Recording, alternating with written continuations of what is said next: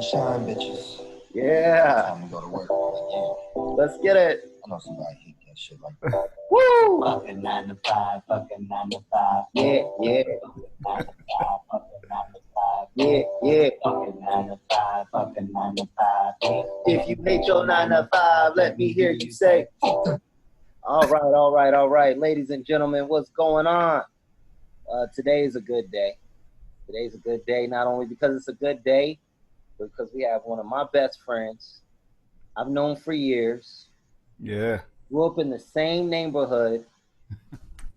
Went to high school together. That's right. Every time I'm in Florida, I make sure I check in with him. The mentor. We used to go to church. He took me to church off of Moreland Avenue back in the day. Right across the street from the drive-in. That's right. Went to church with him on Sundays. Now he's branched out. He's bossed up. He's got his own thing going on. We're going to get into that about how he's mentoring the world, starting one person at a time. We got my good friend Milton Spence. Let's give a round of applause for my man. Yeah. Yes, sir. Yes, sir. What's going on? Nothing much, man. Nothing much. Just the worldly stuff going on. And right. I'm really excited about this meeting today is because, not only do I get a chance to connect with my friend on the platform, but also because I know right now this is a time that people need your help. You know what I'm saying? You have always had the gift of helping people from right from wrong, putting them on the right path. Yeah. When they decide to go left, you tell them they should go right, and they still make their own decision at the end of the day, but you help guide them along the path. Whether they want to listen to you or not, that's it. Right. A lot of people aren't feeling too hot right now. I mean, everybody's situation is different. They're sitting at home. Coronavirus is real. Yeah. I'll be one of the first ones to say that. I was a little skeptical about it at first, that I didn't know what was going on maybe a couple of months ago. Is this really happening? It was one person, it was two people. Is it even going to hit the United States? Should we even care about it? But now it's here, and right now, when it's a time where everybody is feeling down, how do they stay up in this? What are your words for advice for them to say, you know what, for that person that's in the apartment, for that person that may not have a home to go to, for that person that's down in their luck, doesn't have a job, got laid off. How do you stay positive during a time like this? Well, I'll tell you what, man, first and foremost, thank you so much for having me on. Secondly, like you said, go back for years, man, years. I'm talking about young men trying to figure this thing out we call life, and we still trying to figure it out as we go. And as we grow, we go through many experiences, whether it be tough, whether it be hard. We go through good times and we go through the great times too. We both have children. Those are our greatest times, our greatest moments in life, right? Yeah. So I look at those times and I say, wow, here it is, a time where something that's happened that we cannot control, something that's happened that we cannot fathom or even begin to imagine, right? A widespread virus. We watch movies on stuff like this and we're like, I'll just keep washing my hands. I'll just keep doing what I do and we'll be straight. But one thing we never really seem to come to fruition with is understanding that you can't control other people. And we feel as if we do what's good for us and we do what's good for our household, and everything should be good. Now, as far as what people can do to stay positive in this time, I will be honest and say it is kind of hard to remain positive in a time like this because there's a lot of uncertainty. When will we go back to work? When will, my money start flowing in the way it does? You're watching large businesses just today. Neiman Marcus files for bankruptcy. So you see these things happening around you and you wonder to yourself, how am I going to make it? One thing I can tell you that will help, or that always has helped me to stay positive and regardless of the situation, is the fact that no matter what, I have always put more value into the people around me versus the things around me. Sometimes things like this happen because of the fact there needs to be a reset. There needs to be an understanding that you're human first. You're not an employee. You're not just a father. You're not just a dad, or you're not just a mother, or whatever the case may be. You are more than that. You're human. You're a human being first. And so it's good to connect with other people. And what we miss a lot because of the fact we do have this platform, just as we're here and I'm virtually where I am and you're virtually where you are, and we're able to talk freely. You hear me, I hear you, but there's not a connection, right? There's no real connection. If something were to happen to you right now, I cannot physically jump in to assist you. Now, mind you, I have my cell phone right here. I can call the cops. I can do whatever I need to do to help my friend, but it's still going to bug me. Why? Because I cannot be there.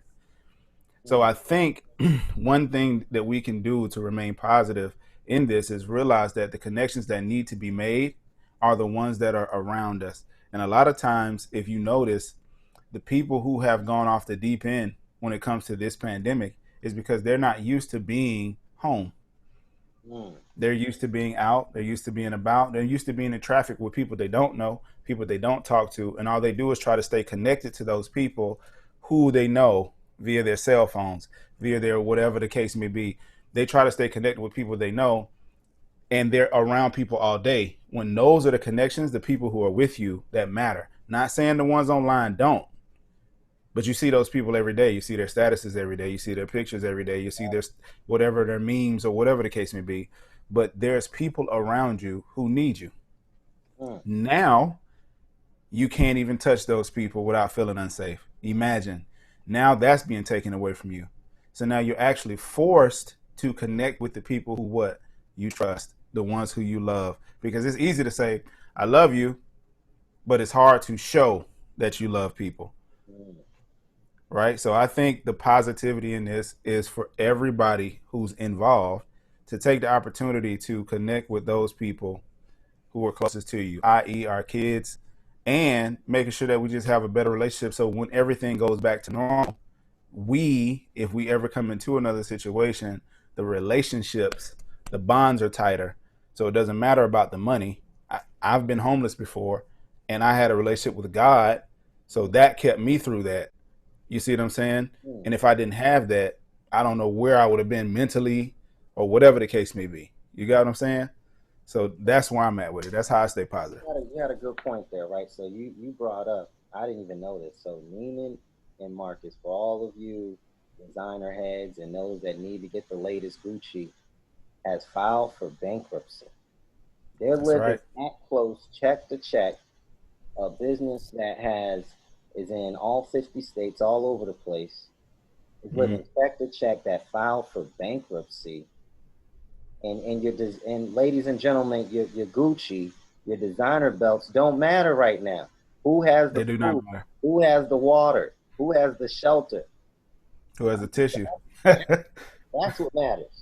It means more right now who has that food or that toilet paper than the designer belt that you bought for, you went broke for.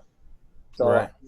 I see like I'm hoping everybody out of this, they hit the restart button, but they also channel their energy in the right direction. That clothes and all that materialistic stuff does not matter. You can't take it with you. Nope. So that's deep. So what I got next for you is I don't know if you heard, but in Atlanta, Friday, they're opening up nail salons. They're opening up different businesses, barbershops, where people can congregate, more than 10 people plus. Different entertainment, the clubs, all that's going to open on Monday. Is the government trying to kill us? Oh my I'm goodness. not trying to take it to that extreme, but that's what it feels like, because it's a little too soon. It seems like Georgia, out of all of these states, got to be the one, with a lot of black folks in it. Yeah. Don't get me wrong. Decides to, I'm gonna open up, and it seems like, hey, y'all don't have our lives in the best interest. You're trying to kill us off. What's your opinion about that? My opinion is that it's a foolish move. Now, I'm going to tell you what I think about it logically. Okay? You're a businessman, I'm a businessman. Yeah. If your business is affected by people's presence, what happens when you no longer have that presence? Your business starts to... What is not known is this. hairdressers, barbershops, gyms. If you look in just the financials of a state, those places, because they have a more frequent body or people come in there more frequently, Yeah. they literally pay the state a lot of money every year. They Mm. also make a lot of money every year. So imagine your local hair store that's open now from what 9 to 12. Mm. You're cutting off about $60,000 a month Mm. in sales from these places because they're frequented. Now we don't look at it because what we do, we're driving by it, right? Right. Our priorities may be different. I cut my own hair. I've been doing it for a long time. I just cut it off. It's not that deep for me. Mm. But these places, imagine you go to a barbershop, they're going to charge you a lot of money, right? You sit down, that's $35 a head or whatever the average cost is. And they're seeing people back to back. I'm not talking about like your little mom and pops. I'm talking about like a major chain. Right. And they're cutting heads, they're doing facials, they're doing all of this stuff. A person can walk in, they walk in and out. That's $150. $150 times like 20 people a day, 30 people, 40 people a day, 50 people a day. That's a lot of money a day. You got what I'm saying? So what they're looking at is this: how can the state now stay afloat? Because I promise you this: Mm. if they're not opening up these things or they're not doing these things, considering also that they know the spending power is where with us, right? So our skin tone, our people who look like us, we have a lot of spending power. Right. So it's not a just I'm trying to kill you. It's a business aspect. Because you can still go to these places. You can still wear your gloves. You can still wear your mask. You can still sanitize. You can wash yourself. All of that stuff. You can do all of that. But one thing you're going to do is what? Hand over that bread. So it's like even people who own homes, Mhm. you know, if a state has suspended rent, if a state has suspended mortgages or whatever, if they suspended mortgages for sure, that landlord now has the decent, either they're going to be decent or not. So they're going to say, well, you don't have to pay me this month. But what happened right before rent was due? Here go your stimulus checks. Right. Right. Yeah, here go your stimulus checks. Oh man, I know TC over there. He got 3 of them. So yeah, so they doing the math in their head. They count your money before you even get it. Right. Right. Yeah, so they know for a fact they can now re-up off of you because they're like, look, I'm getting stimulus money. Yep. He's gonna give me part of his money. Mhm. So now when it comes to paying this mortgage, whether I decide to just pay the minimal balance or if I decide to pay a little bit more on that principal and interest, I'm coming up. It's a hustler's game. Yeah. That's true. Mostly it's a hustler's game. So the state of Georgia, I've always let people know this. And Jay-Z said it best in American Gangster. Yeah. He said, Republicans and Democrats, pimps and hoes. That's it. That's what you think about. Republicans, Democrats, there's pimps and hoes. He literally put it like that. He put these two in one category, pimps and hoes in 2 separate categories. Right. But think about the hoe. The hoe makes the money. The pimp just pays. The hoe makes the money. So how can I hoe you out? Huh? What do I make as your hoe? Bend over backwards. There you go. What do I make as your hoe? I make this attractive to you. It's sales. If I make this attractive to you and I build value and I make you put value on your working out, you can work out anywhere. You can work out outside. You don't need a gym for that. Right. Got me? You got calisthenics. You got a lot of stuff you do. I do calisthenics. I work out, right? So you know this. We know this. But the fact is, you don't need that establishment to do it. You have the tools already. Mhm. But they're gonna sell you on the fact of what? Nah, if you lift weights, you're gonna be even more of a beast. Mhm. That's You'll true. be even more of a beast. Oh, well, wait a minute. You got people who make a living off of YouTube right now, off haircutting videos and hairdo videos. Right. Right? They make money off of YouTube, but you don't see nobody just flooding their page figuring out how to do it all in this quarantine.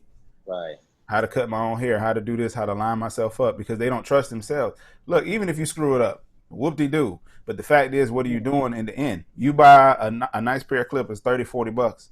Yeah. How much you paying one time to go to the barber? That same 30, 40 bucks. But if Right. you take that one time investment, you spend it, You're saving yourself for you're life, saving guys. yourself. Exactly. So how do we? I think you brought up a good point that I'm trying to get to. Is how do Yeah. we change that mindset for the people to become self-reliant, trusting yourselves in a time like this? People are so used to depending on the nail salon or Mm-hmm. everything that's there. How do they build up enough courage to say, you know what, I can do this. I can do that myself. I don't have to depend on the man for nothing. I can do it myself. How do you dig deep to find that? The reality is that a lot of people don't have the talent or have the skill or have the steady hand.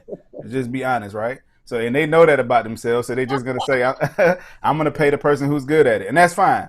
But if Okay. you have the talent or the skill or whatever, we determine the value of this market. We determine the value of everything around us. A human being does. You determine the value of a dollar. Right. Not nothing else does. If you're not purchasing it, guess what happens to the price of it? It drops. Right. But if it's in constant demand, they're like, "Oh, okay, cool. We can just inflate this 1 or 2% every year." They're not gonna notice. They're gonna still buy. And what are we doing? We're making it for the same price we made it back in the '70s, Right. Right. right? But they're paying a 2020 price. Mm. Hey, so we're making double, triple our money. Notice the industries that do not struggle Yeah. in hard times. They don't struggle at all, Liquor store. huh? Liquor store Liquor store doesn't struggle. doesn't struggle. Doesn't struggle. The reason why is because of the fact what? Notice it didn't close. Mm-hmm. Not at all. Hair stores didn't close, Yep. and they get most of their shipments from where? I mean, imagine. So Mm-hmm. the fact is, if you look at this and you say, okay, how can we become more? You have to get out of your own way. Number one, you have to kind of believe in yourself in a sense where you believe you can do anything. You got to have that type of confidence where you're like, I can do anything. It don't matter what it is. I can do everything. And if you screw it up, you say, well, maybe I can't do that just that well. But the fact is, you tried your hand at it. And that gives you a little bit more confidence, a little bit more swagger about yourself. Because you're like, look, man, I at least tried. You feel me? And I failed. I failed miserably, but I failed. I failed going 110%. And I'm good with that. I told every dude, you may not know how to cut your hair all the way the barber does, but god dog, which one would you rather do? Cut it, right? Mm-hmm. And look kind of smooth, right? Or Yeah. not cut it at all and walk around looking like a barilla. It's just up to you. It's up to you. Look, Barilla, that's a new one. I'm just saying. But look, that's where I'm at. I'm like, screw it, man. I kind of like this, man, because look, the whole corporate America feel and all of that, I have to look a certain way. I like being free right now, and Right. it's just a good feeling. But Yeah. and I want to get used to it. Honestly, I don't want to go back to work. I don't want to have to do none of this stuff. I want to be independent on my own. So that's why we're here today. I'm trying, like you said, getting up off your ass and saying, you know what, I'm gonna try it. I'm gonna try it. At least, hey, damn if I do, damn if I don't. I'm gonna try Yep. it. See what happens. Right. And the thing is, bro, it's like this. So I stepped out maybe, what was it, last June. I decided I was going to work for myself and I'm going to build my own business and I'm going to do all of these things.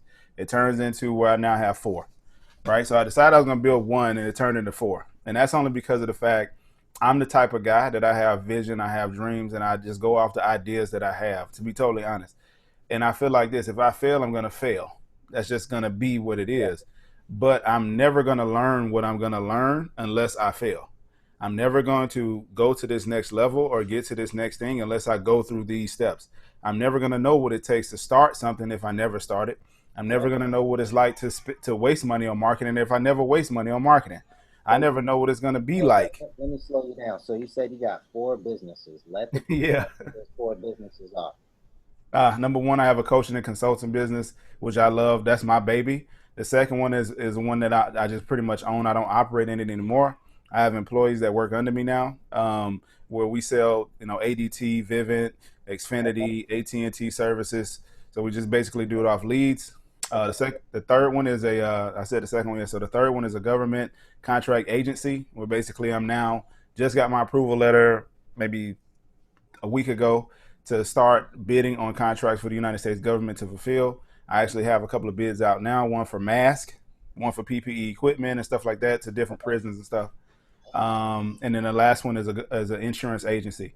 So I'll basically start the agency and then just hire reps to pretty much work underneath my agency, and everything they make, obviously. And obviously I'm gonna take my piece of the pie. So I'll pay them a commission and then I'll take my piece of the pie.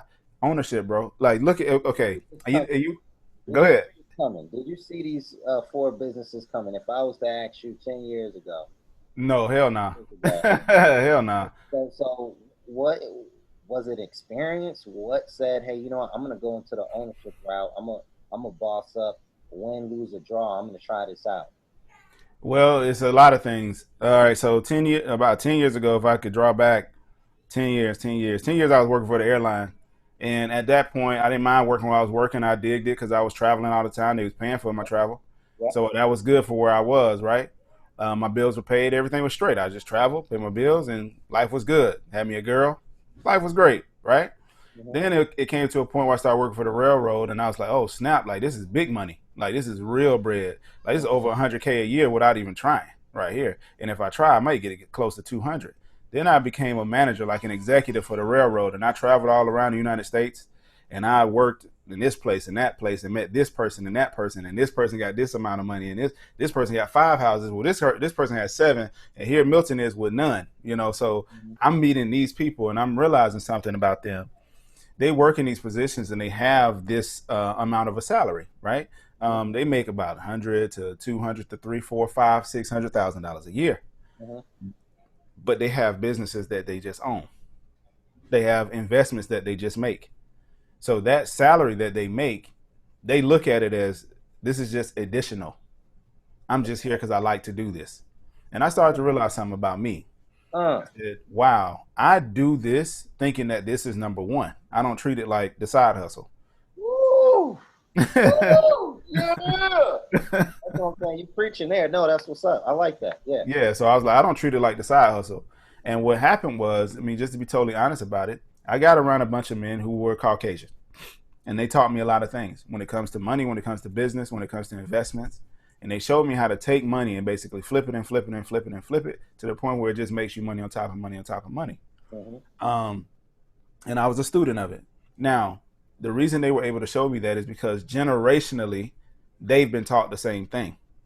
Generationally, regardless of school or whatever school didn't teach, generationally within their family, they had those lessons, which is why they were in the positions they were in, because somebody on the outside helped them get in. You got what I'm saying? Me, I got there off merit and nothing but prayer, just to be totally honest.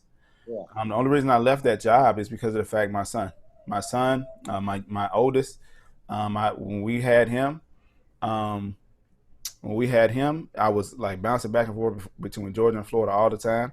And I needed to get off the road because he was about to be born. And so I went to the guy I worked for and I told him, I said, hey, I need to really get off the road. I really need to be with my firstborn. And he gave me a hard time, so I quit. And from that moment, I decided that I was going to start something on my own.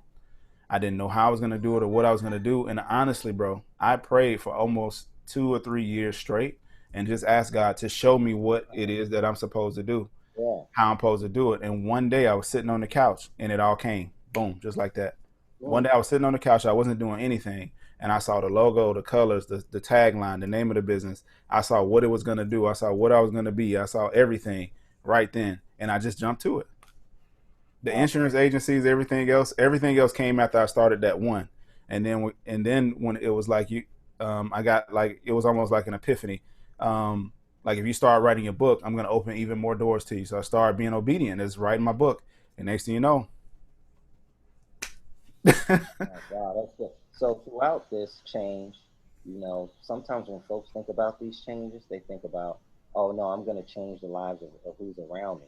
You know, my wife or my significant other, my kids, you know, whatever the case may be. So how did the family support you throughout all this and this change? Because it sounds like it's sometimes a one-way street. Either they got to be on board or it's just things aren't going to work at all. So tell me your experience with that. I'll tell you the real. All right, so there was not a lot of support at all. There's no slight to anybody or whatever, but there wasn't. And the reason being is because of the fact my vision was mine. Now I shared it and I said, okay, this is what I see. But then if you talk about what you see, sometimes it can be way too grandiose and it can be way too big because some people look at a dream as it's supposed to be in your head. They don't look at it and realize that, and this is what I've always said to people about dreams and thoughts. I said, when God thought, I'll make a world. I'll make a world. I said, look what he made. This rock we live on is 4.53 billion years old. Right. 4.53 billion years ago, he had a thought. And in that thought was you and was me. And here you are living today. And we're here on this computer and we're doing all this cool stuff. Right. But the fact is, if you have that same mind, if the Bible says we're created in God's image and you have that same mind, you can think even larger, man. Right.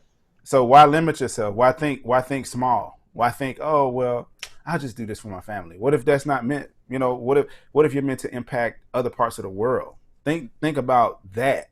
You see what I'm saying? Go that route. So when it comes to the support factor, now there was a support factor in the fact that my wife is a very good mother to our children, so she alleviated some things for me when it comes to that. But as far as like like being 100% on board, like whoo, this is great. No, because she didn't see the vision. Now because there's fruition to it, there's proof. Yeah. There's proof.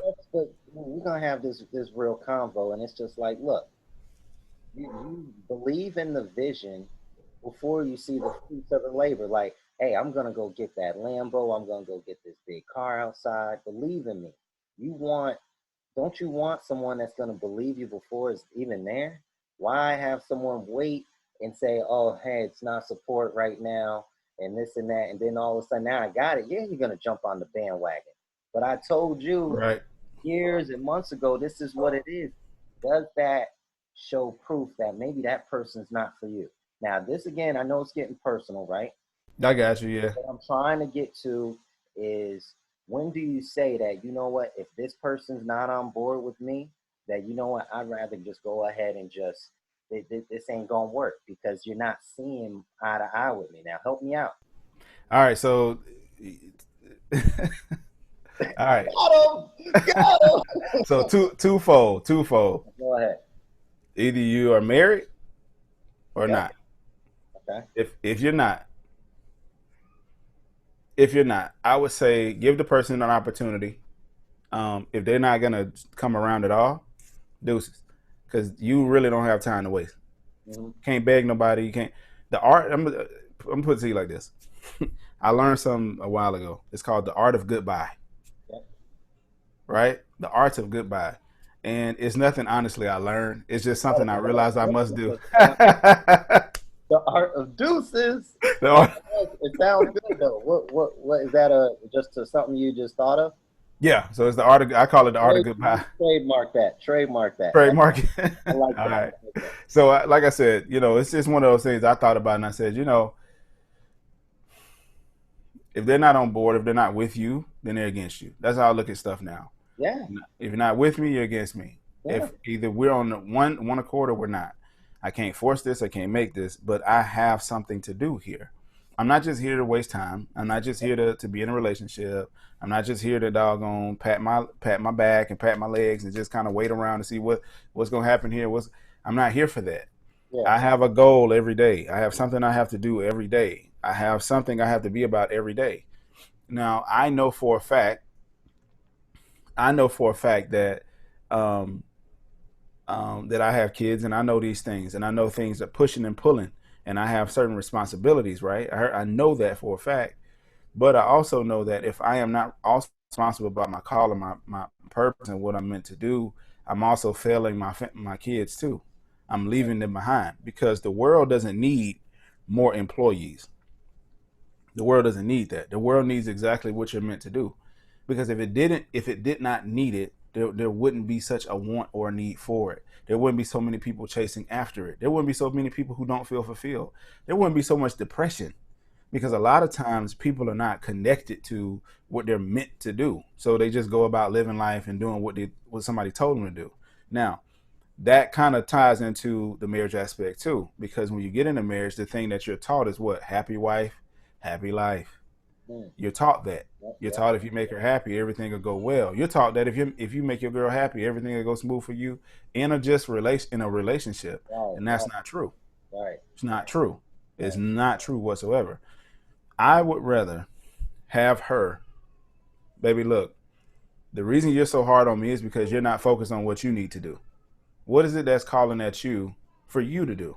Mm-hmm. And if after she starts to chase after what she's meant to do, then and only then, honestly, will you know that if you're aligned.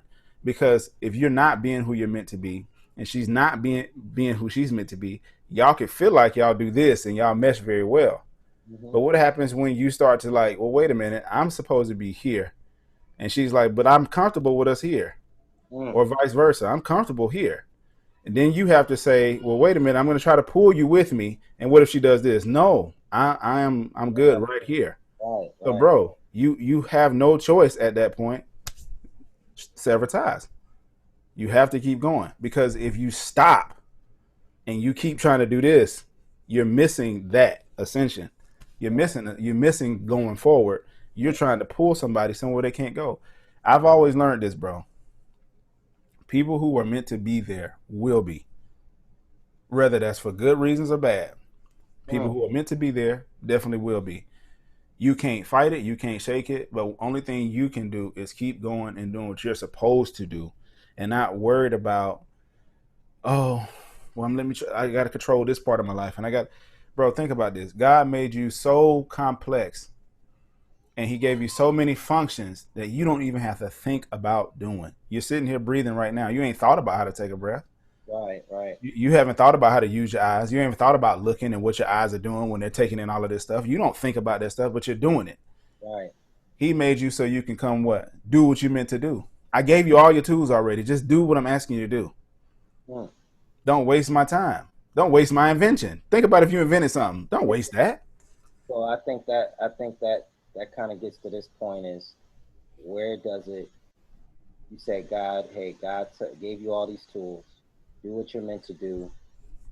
If someone's still sitting on the couch right now and they're listening to this show, how do they find out what I'm meant to do? Well, I will say come work with me, but I don't want to give no shameless plugs. Yeah, but if they don't know it by now, yeah, they don't, the audience, 20 plus, if they don't know it by now, how do they get to that point to where they say, you know what, this is what I'm meant to do. These are my tools. These are my talents. Do they wait for somebody to say, oh, you're good in this? Or wait for this? When do they, is it something passion? Is it in your heart? What's the recipe? The recipe is finding out what pulls at you, not find out what you just like to do. Find out what's actually pulling at you to do. Sit down with yourself. Think, breathe, sit down by yourself. No noise, no phone. Turn it all off.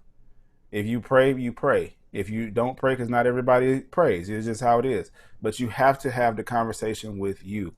What you're meant to do and who you're meant to be, you have been that this entire time in your life, but you have not recognized who that person is. Right.